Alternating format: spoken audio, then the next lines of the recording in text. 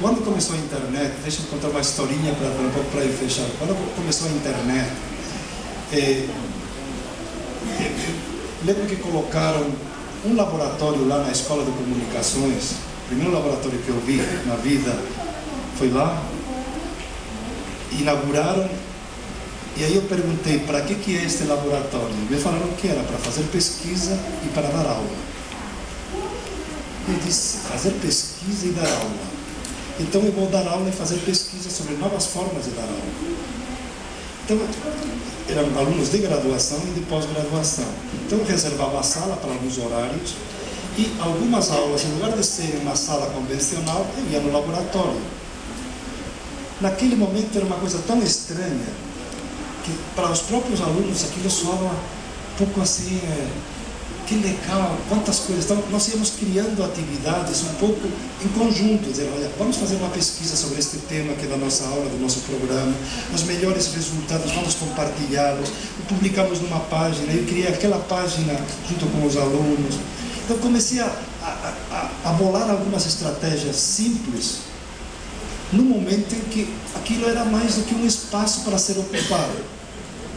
Gente, eu me motivei para aprender, os alunos estavam compartilhando, foi uma experiência muito forte, o aprendermos juntos a lidar com as competências digitais.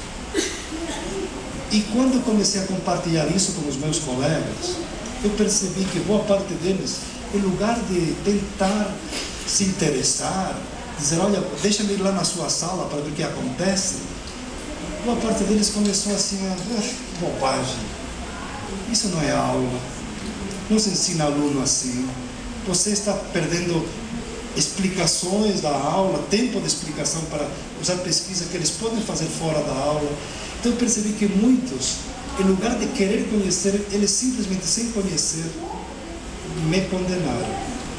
E foram falar para a coordenadora pedagógica da escola, da USP, estou falando de comunicação, estou falando Então, e a professora que entendia de pedagogia, ela me mandou um ofício dizendo que eu estava enganando os alunos, que não se aprende assim.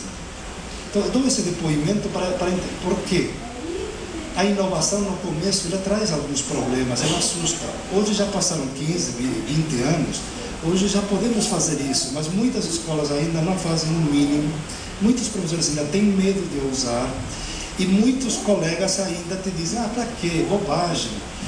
Lembro de colegas meus que eram mais amigos, me diziam, puxa, mas isso aí de fazer pesquisa em conjunto, criar uma página, colocar trabalhos de aluno, responder e-mail, isso não dá trabalho? Dá.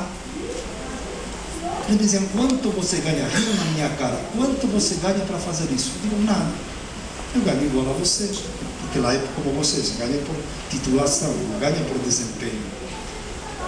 Então eles diziam, riam na minha cara, então por que você faz isso? Eu dizia, porque estou motivado, eu estou aprendendo e os alunos estão aprendendo. Tudo isso, gente, que era uma coisa simples, que eu olho hoje, são coisas meio banais, porque me permitiu, nesses últimos 15 anos, 20 anos, alavancar um pouco a minha carreira, a motivação, dar outros passos, entrar na educação à distância que eu não pensava. O Ministério da Educação me chamou para avaliar instituições de educação à distância. E aí eu fui criando um conjunto de atividades enormes.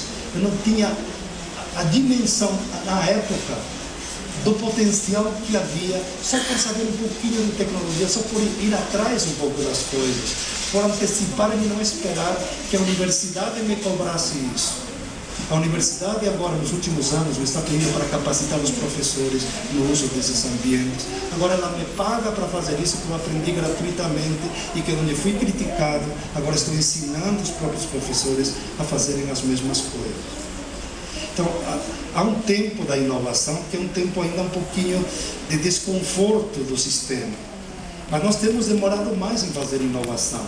Hoje já não se precisa justificar o uso de tecnologia. Hoje o aluno está tendo acesso em lan houses, ou em casa, ou enfim, na própria escola. O professor, alguns estão avançando, mas tem outros que estão continuando fingindo-se de mortos. Vamos lá, vamos ver se continuando do mesmo jeito, vamos ver se ninguém percebe. E realmente na rede pública, gente, vocês podem ser o professor que quiserem. Desculpe-me, porque eu também conheço a pública, como na Universidade de São Paulo, é a melhor da América Latina. Mas tem gente fazendo trabalhos maravilhosos, tem gente enganando, igual. Então, vi muita gente rei da enganação. Então, o que acontece? Você pode ser uma pessoa realizada ou uma pessoa frustrada. Você escolhe. Você vai pagar um grande preço na sua vida, se você vai tocando a vida de qualquer jeito, vai ganhando aquele salário no fim do mês porque tem que sobreviver. Ou você, ao mesmo tempo, assume o protagonismo de querer aprender, querer evoluir, querer realizar-se, ajudar os outros a fazer um trabalho. Então, eu, em um determinado momento, em crise assim, com o ensino, porque dar aula muitas vezes é chato, cansativo, a gente sabe disso, eu quis quase sair quase larguei a profissão, mas aí eu recuperei a vontade de aprender com todas estas situações. E a partir daí eu tenho crescido, tenho evoluído, tenho me motivado. Nessa página, a quantidade de gente que me dá retornos, professor, é importante esse seu trabalho, para mim, tanto para o meu mestrado, para não sei o quê. A Esther me dizia que usava, não era isso, meus textos, eu não a conheço, mas onde eu vou tem gente que me conhece simplesmente pelo contato digital, não pelo contato presencial. Então é um trabalho que se multiplica. Ontem me mandaram lá de Angola, um aluno português, o professor pode me ajudar a tal projeto, lá de Lisboa. Assim, você percebe que uma coisa que você vai fazendo simples, despretensiosamente, mas ela irradia se tiver algum tipo de empatia com as pessoas.